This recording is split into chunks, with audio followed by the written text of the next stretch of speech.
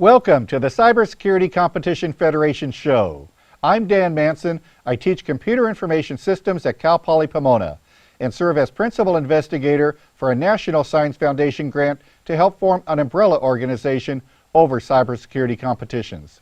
The Cybersecurity Competition Federation can support the development of skill at a large scale by bringing cybersecurity competitions under an umbrella organization, which will help players of all ages and skill levels identify a point of entry into a continuum of cybersecurity competition experiences. With a focus on communication and promotion, the CCF maintains the autonomy of competition creators, supports their business models, and does not interfere with their sponsorship or funding sources. This week, we have on-site coverage from the EC Council Cyber Olympics at the ISACA CSX conference in Washington, D.C. The aim of Cyber Olympics is to improve the level of cybersecurity within countries and also to increase cooperation between countries. 11 teams from around the world qualified for the final, based on a series of ethical hacking games consisting of offensive, defensive, physical security, and IT forensics challenges. The cybersecurity executing arm of the United Nations Specialized Agency, the International Telecommunications Union, endorses Cyber Olympics to foster stronger international cooperation on information security issues and to improve cybersecurity training and awareness in developing countries. Let's take a look at the competition. ITU and EC Council Foundation share a common vision for creating a safer cyberspace. It's got to be a potato attack, or 1337. What is it that you like about doing Cyber Olympics? Really the energy. I mean, we've got two teams from each continent competing. They all come down to the physical conference. So a lot of times we'll do it at our Hacker Halted show. Last year and this year, ISACA has hosted us, but really being able to see these teams come from all over the world. We start off with 800 players. They go through 2 online rounds, and it comes down to these 80 players. And when you get down to this small group, all the teams that are here are the best of the best, and the energy is palpable. You just get this exciting look and feel to it. What does it say to have the United Nations, to have ITU backing this competition? It just gives you an idea of the world perspective on how important this knowledge and this knowledge share is. I mean, essentially it's a sharing situation, right? We're all getting together and doing this kind of in the name of awareness and education. So it just kind of shows the backing that they think is how important it is. It's very exciting for us to be a sponsor this year of the Cyber Olympics. This is a great opportunity for us to make sure that we are building people that have ethical hacking skills. So it's very important that we stay out ahead of the bad guys by teaching people how to do this type of things to protect companies, governments, etc. What are some of the skills that you can learn playing in these competitions that maybe you can't get by just taking classes? Well, actual problem-solving skills, real-world examples. For instance, here they had to actually break into a safe before they could even get onto the network. That's probably something they didn't expect coming into this. So they had to work as a team, figure out how to do this, use these hidden tools that were on the table. And nobody's telling them that. So it's really a race to see who can figure those things out first. The teams that are here, they're from all over the world. Are they playing in other competitions? How do they get Absolutely. good? They are. A lot of these people are professional. A lot of these are college students, but the majority of them, for example, Deloitte's got 3 or 4 teams here, maybe more. So they've got a lot of professional companies who actually have this as part of their security arm. This is the faction within the company security protocol. So these are folks that are practicing and doing this for a living, and then they get into these games. And then, from my experience, you've got these guys probably play all the games that are available. They want to be in as many game competitions as they can throughout the year. How many hours do you have to practice to get good at this? All the time, all the time. And it's something that doesn't stop when you're done at work. It's something that you do in your evenings, in your spare time. We do CTFs in the weekends as well, so it's something that doesn't stop. So now we have competitions that middle school kids can play, Pico CTF, Carnegie Mellon, Cyber Patriot. What do you say to someone at that age that they want to learn cybersecurity? Is this one of the ways that they can learn? Yeah, absolutely. And you know, the best part about this is like a game. There's a reward, there's a competition, and it's really good to just be motivated to play. And what I think, you know, sometimes we tend to lose, but the key to winning this game is cooperation and communication.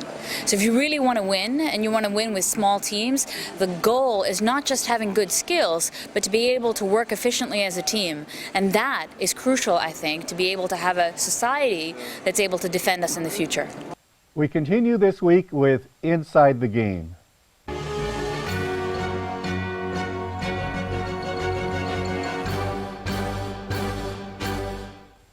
Welcome, Jason.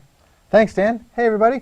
We just saw a very interesting segment on Cyber Olympics.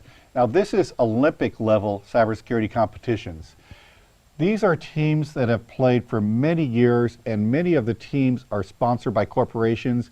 In fact, in this segment, we talked to a team that was sponsored by the Dutch telecommunications company, the equivalent of AT&T, and their employees. So these are employees that take time and have time to develop their skills in cybersecurity competitions because it's that important to those companies to have these skills. What do you think? Yeah, you know, I actually have some good friends that are Dutch that teach at a university in Amsterdam. And I've talked over the years with them quite a bit. We meet at DEF CON every year and talk about the competition going on there and what their students have done, what our students have done. And, you know, fundamentally, like privacy, the international scene has a different view. And there is this much stronger sense of we need to invest in our employees, we need to invest in our society. Not better than us in the United States, just different. It's a different view of how to progress skill level. Right. I think our society understands the need to develop in athletic talent at the highest level. I wrote an op-ed a few years ago on the need to have Olympic training for cybersecurity, that if we had an Olympics in cybersecurity today, we wouldn't win the gold medal. In fact, we finished third at Cyber Olympics. But I think that what we could do that would be so cool would be to invest in cyber talent and make it an Olympic sport. Make it the equivalent of that. Get the country behind it. Look what we've done with women's soccer.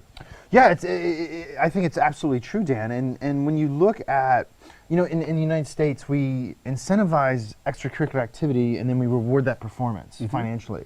In Europe, you see the same result, right? A raising of skill level through these competitions, but it's more of an initial investment. And there's not necessarily that financial reward at the end, but the incentives are the same. Get better at what you love to do.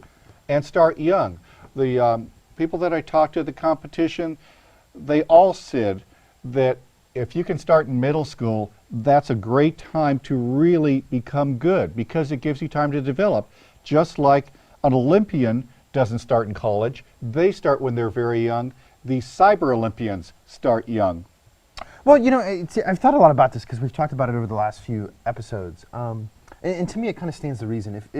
If we want people to be a scientist, let's say a biologist, right? Well, we teach people biology from at least middle school. We teach basic physical science from elementary school.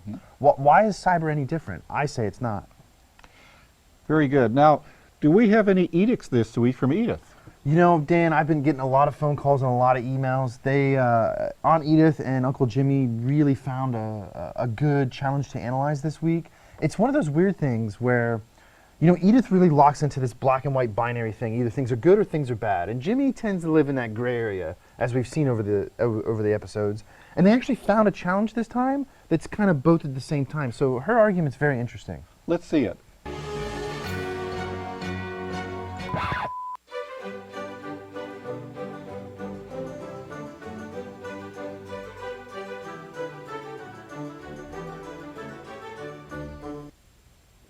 Welcome once again to Edicts by Edith, the show for the discerning connoisseurs of cybersecurity challenges.